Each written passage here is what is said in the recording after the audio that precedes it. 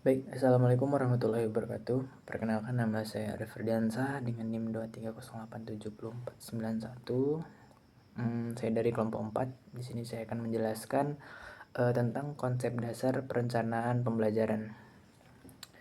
Jadi, eh, pengertian dari perencanaan merupakan proses sistematis yang menentukan tujuan, strategi, baik itu teknik dan cara mencapai tujuan dalam waktu tertentu.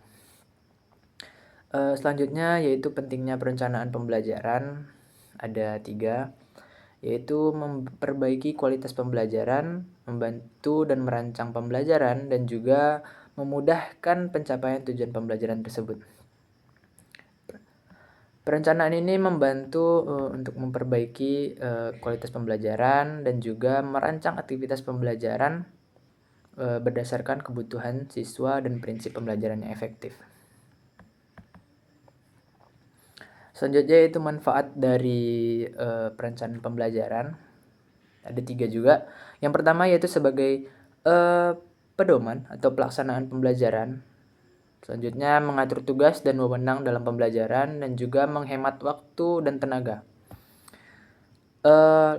Lanjut ke urgensi perencanaan pembelajaran, yaitu perencanaan pembelajaran ini menentukan pesan atau penting dalam memandu guru untuk melaksanakan tugas sebagai pendidik dalam meyakini dan melayani dalam kebutuhan belajar siswa-siswanya. Dan juga perencanaan pembelajaran juga dimaksudkan sebagai pembelajaran ataupun sebagai langkah ataupun proses sebelum melakukan pembelajaran berlangsung. Selanjutnya yaitu prinsip pembelajaran. Ada 4. Yang pertama yaitu menurut Abdul Majid tahun 2006, konsep dasar pembelajaran atau perencanaan pembelajaran yaitu yang pertama, perencanaan pembelajaran sebagai teknologi. Yang kedua, perencanaan pembelajaran sebagai suatu sistem.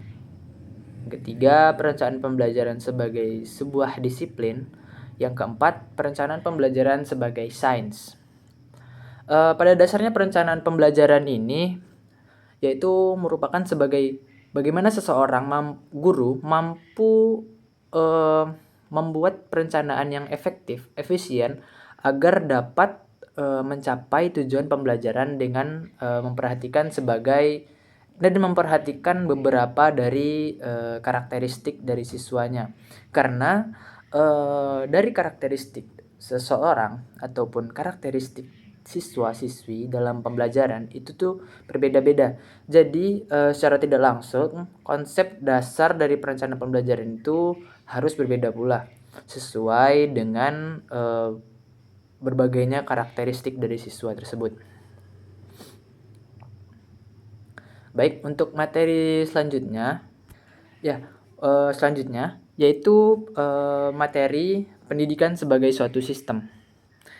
Pendidikan suatu sistem dapat diartikan sebagai memandang pendidikan ini bukan sebagai kumpulan bagian yang terpisah, tetapi sebagai satu kesatuan yang utuh di mana setiap komponen saling berhubungan dan berinteraksi dan bergantung untuk mencapai tujuan yang bersama. Ada beberapa komponen dalam sistem pendidikan. Yang pertama, input atau masukan. Semua hal yang masuk ke dalam proses pendidikan. Selanjutnya, proses, yaitu sistem aktivitas yang digunakan atau dilakukan untuk mengubah masukan-masukan itu menjadi keluaran yang diharapkan. Selanjutnya, output atau kekuasaan, hasil langsung dari proses pendidikan tersebut. Selanjutnya yaitu outcome atau dampak, hasil jangka panjang dan output pendidikan. Selanjutnya lingkungan. Lingkungan ini ada beberapa faktor yang menentukan dari sistem pendidikan tersebut, baik itu faktor eksternal maupun faktor internal. Faktor eksternal yang mungkin mempengaruhi yaitu sistem pendidikan tersebut seperti kondisi sosial budaya, masyarakat, kebijakan pemerintah, dan juga kebijakan-kebijakan atau perkembangan teknologi dan tuntutan dari dunia kerja. Selanjutnya yaitu umpan balik atau feedback. Informasi yang dikembalikan dari sistem untuk melakukan perbaikan dan penyesuaian. Baik, selanjutnya yaitu pengembangan silabus.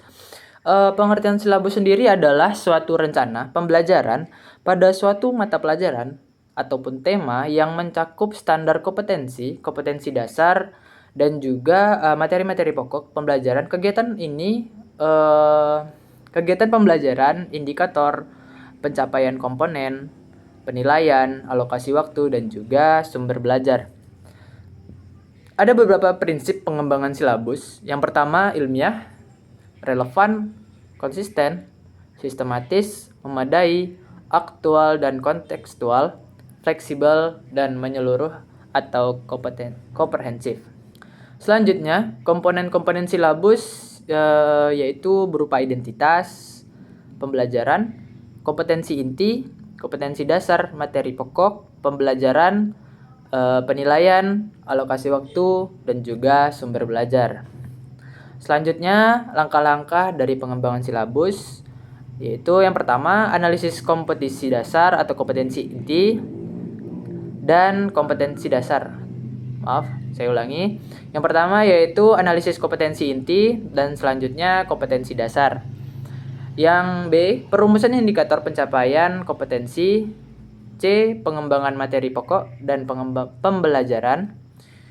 Perencanaan kegiatan pembelajaran dan perencanaan kegiatan pembelajaran. Ulangi, perencanaan kegiatan pembelajaran dan juga penentuan alokasi waktu. Baik, selanjutnya yaitu langkah-langkah dari pengembangan RPP. Oke, untuk selanjutnya yaitu langkah-langkah dari pengembangan RPP. Yang pertama yaitu mengkaji silabus, merumuskan indikator dan tujuan pembelajaran. Yang ketiga, mengidentifikasi. Yang keempat, memilih metode dan model pembelajaran. Selanjutnya, menentukan media dan sumber pembelajaran, menyusun langkah-langkah pembelajaran. Yang terakhir yaitu merancang penilaian. Adapun komponen-komponen dari RPP yaitu merupakan dari identitas sekolah, identitas mata pelajaran, alokasi waktu, kompetensi inti, kompetensi dasar, tujuan pembelajaran, materi pembelajaran, dan juga metode pembelajaran. Yang terakhir yaitu media. Prinsip-prinsip dari pengembangan RPP yaitu berpusat kepada peserta didik. Selanjutnya yaitu berdiferensi, kontekstual, fleksibel, dan intergensi.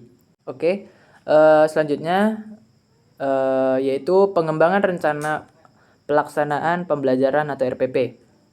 Pengertian dari RPP merupakan rencana atau kegiatan pembelajaran tatap muka untuk satu pertemuan atau lebih yang dikembangkan secara rinci dan silabus. Baik, hanya sekian dari pemaparan materi saya. Untuk materi selanjutnya akan saya berikan kepada teman kelompok saya. Banyak maaf, terima kasih. Assalamualaikum warahmatullahi wabarakatuh.